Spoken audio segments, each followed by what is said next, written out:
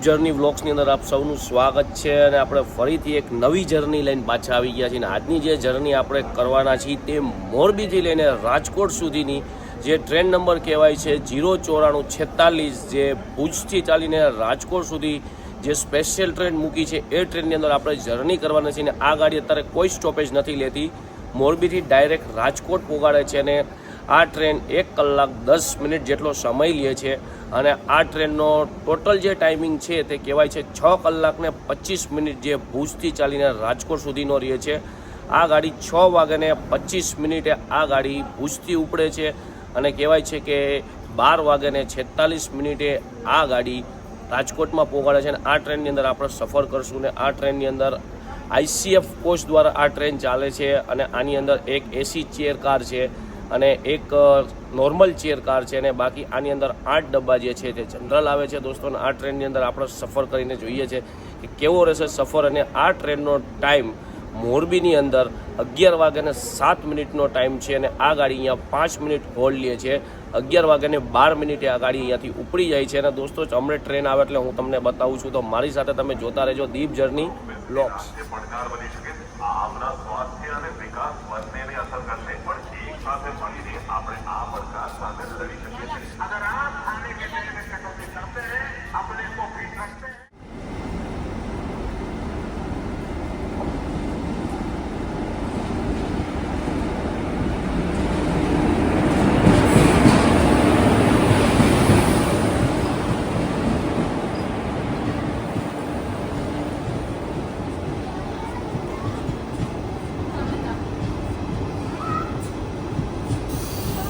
આપણી ટ્રેન અત્યારે આવી ગઈ છે. કહેવાય છે કે ભુજથી ચાલીને અત્યારે મોરબી સ્ટોપેજ આપણી ગાડીએ કર્યું છે અને કહેવાય છે કે ગાડી અહીંયાનો 5 મિનિટનો હોલ્ડ સ્ટેશન ટાઈમ છે, જે 11 વાગ્યાને 7 મિનિટે ગાડી અહીંયા આવે છે અને કહેવાય છે કે 11 વાગ્યાને 13 મિનિટે ગાડી અહીંયાથી ઉપડી છે. આ સ્ટેશન એક એવું છે જ્યાં આ ટ્રેનનો 5 મિનિટનો સ્ટોપેજ આપવામાં આવ્યો છે. અને દોસ્તો, આ જર્નીની અંદર બતાવું છું કે આગળ કેવો રહેશે સફર મારી સાથે, તો તમે જોતા રહેજો દીપ જર્ની વ્લોગ.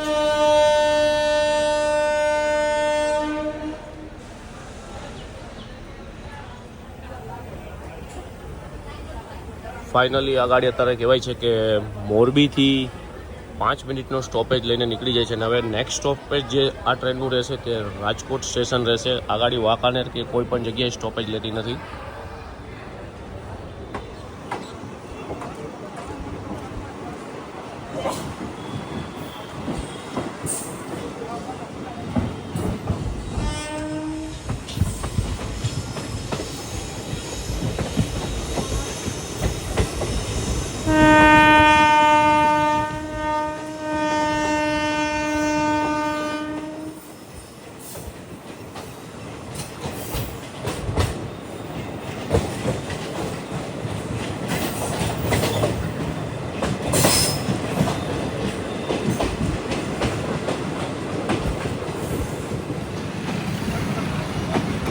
દોસ્તો, સામેની સાઈડ તમને જે દેખાઈ રહી છે તેને કહેવાય છે મણિ મંદિર. તે કહેવાય છે કે અહીંના રાજાએ એમની રાણી માટે આ સ્પેશિયલ મંદિર બાંધવામાં આવ્યું હતું. તે મોરબીની અંદર તમને આ જોવા મળશે. એક રજવાડી ટાઈપ. તમે મોરબીમાં આવશો દોસ્તો તો તમને લાગશે કે તમે રાજસ્થાનમાં આવ્યો એવું. અને કહેવાય છે કે ભારતનું 70% જે ટાઇલ્સ છે તે આ મોરબી સિટીની અંદર બને છે અને આને સિટીને ડ્રીમ સિટી તરીકે ઓળખવામાં આવે છે મોરબીને. અને દોસ્તો, આ એક એવો માત્ર પુલ છે કે તમે જોઈ રહ્યા છો, જે પુલ અને ટ્રેનનો ટ્રેક બંને સાથે જોઈન્ટમાં છે.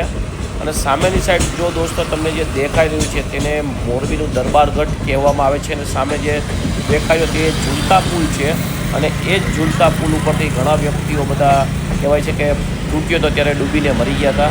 અને આને મણિ મંદિરના સામેથી તમે જઈ શકો છો. અને જે દરબારગઢ જે દોસ્તો જે દેખાય છે તે અત્યારે એક હોટલ છે, બહુ સારી એવી હોટલ છે. અને આ જે પુલ છે તેને પાડા પુલના નામથી ઓળખવામાં આવે છે અને આ એ જ પાડો છે.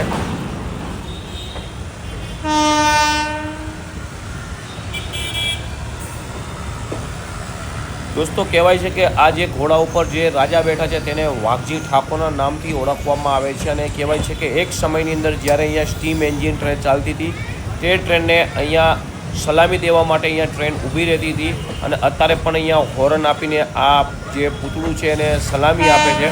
કહેવાય છે તે એક જીવતો જાગતો અત્યારનો એનો એક પરચો છે મોરબીનો. અને ચાલો દોસ્તો તમને બતાવું છું આગળ.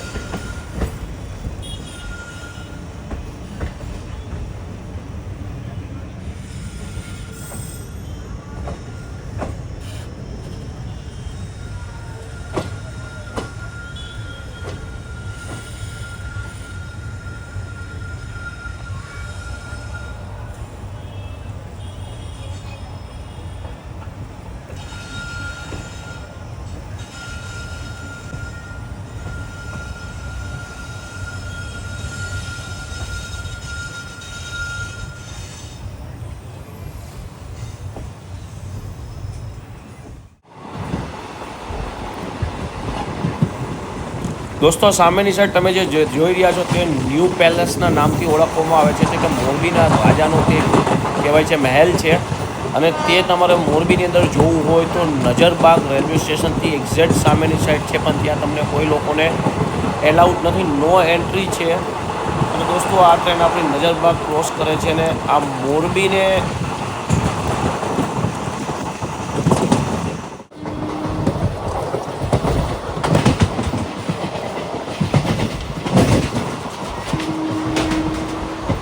દોસ્તો આ મક્કનસર રેલવે સ્ટેશન છે. મક્કનસર રેલવે સ્ટેશન આપણી ગાડી નથી ઊભી રહેતી, ત્યાંથી નોન સ્ટોપ દોસ્તો ટ્રેન જાય છે. આનું ફર્સ્ટ સ્ટોપ સીધું રાજકોટ જ આવશે.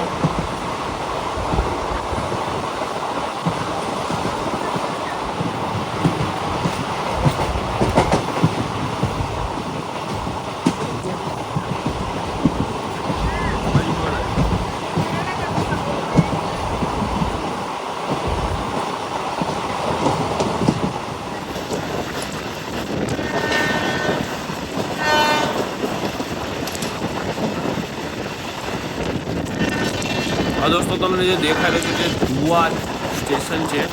માટે જવા માટે અહીંયાથી ટ્રેનમાં તમારે ઉતરવું પડે, જે મોરબી લોકલ ડેમો ચાલે છે, મોરબી વાંકાનેર.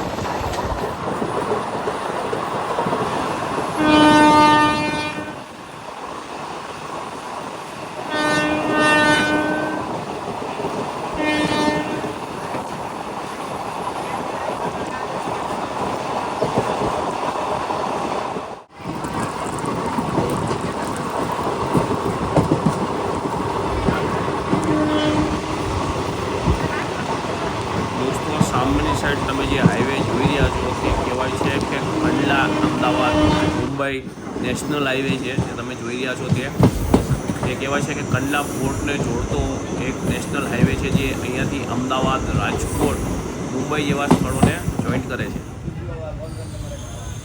દોસ્તો કહેવાય છે કે અહીંયાથી આપણી ટ્રેનની જે લાઇન છે તે ચેન્જ થઈ જાય છે. અહીંયાથી આપણી ટ્રેન જે છે તે કહેવાય છે કે રાજકોટ લાઇનને જોઈન કરશે અને અહીંયાથી જે સ્ટેટ લાઇન છે તે વાંકાનેર થઈને અમદાવાદ, મુંબઈ તરફ જાય છે. અને અહીંયાથી આપણી ટ્રેનનો રૂટ આખો ચેન્જ થઈ જશે અને અહીંયા આપણી ટ્રેનનો આખું યુટર્ન લાગશે. ત્યાં વિડીયોઝના માધ્યમે તમને બતાવું છું કે યુટર્નનો જે રૂટ છે કેવો લાગે છે તેનો નજારો. તો અહીંયાથી આપણી ટ્રેનની રૂટ ચેન્જ થઈ જાય છે. આ જે લાઇન તમે જે જોઈ રહ્યા છો એ લાઇન કહેવાય છે કે અમદાવાદ સાઈડ જાય છે, વાંકાનેર રેલવે સ્ટેશન જંકશનથી થઈને. અને આપણે જે રૂટ ઉપરની લાઇન ઉપર જે જઈ રહ્યા છીએ તે લાઇન રાજકોટ, ઓખા અને સોમનાથને કનેક્ટ કરે છે.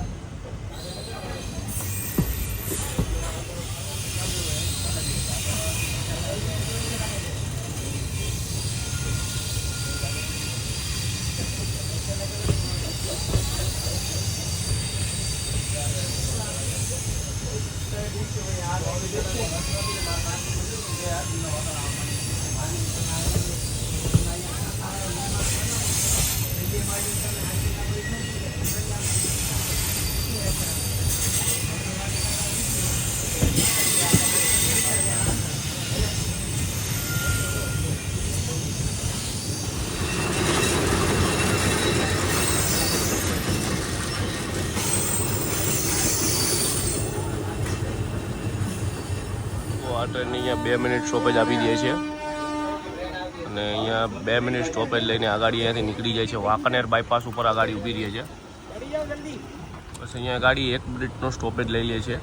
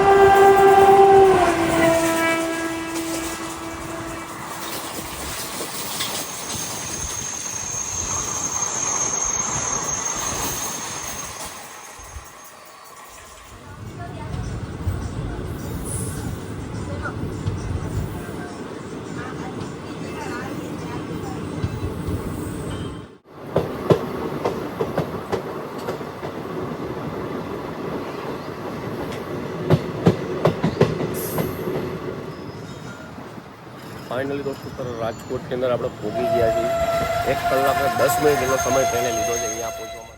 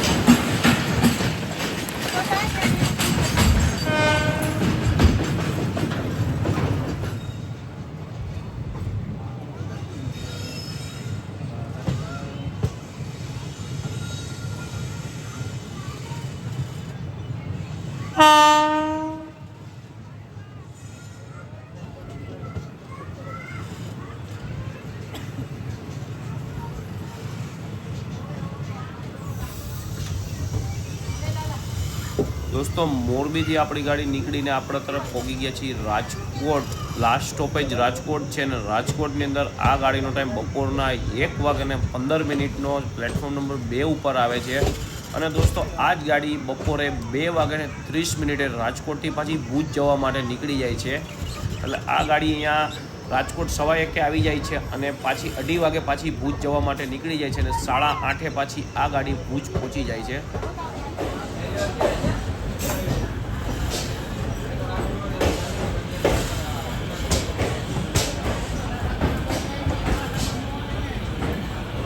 દોસ્તો આપણી સામેની સાઈડ તમે જે જોઈ રહ્યા છો તે કહેવાય છે રાજકોટથી ચાલીને મુંબઈ સેન્ટર સુધી જતી તેજસ એક્સપ્રેસ ટ્રેન છે, જે હમણાં 1 મંથ પહેલાં જ આ ગાડીને લોન્ચ કરવામાં આવી છે.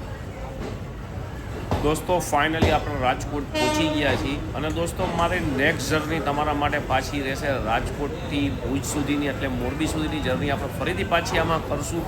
અને આવા આપણો વિડીયો જો તમને મજા આવે તો આપણી ચેનલને લાઇક શેર અને સબસ્ક્રાઈબ કરો. અને હું તમને ફરીથી પાછો મળું છું એક મારા નવા બ્લોગ્સ સાથે. તો જોતા રહ્યો મારી સાથે દીપ જર્ની બ્લોગ્સ.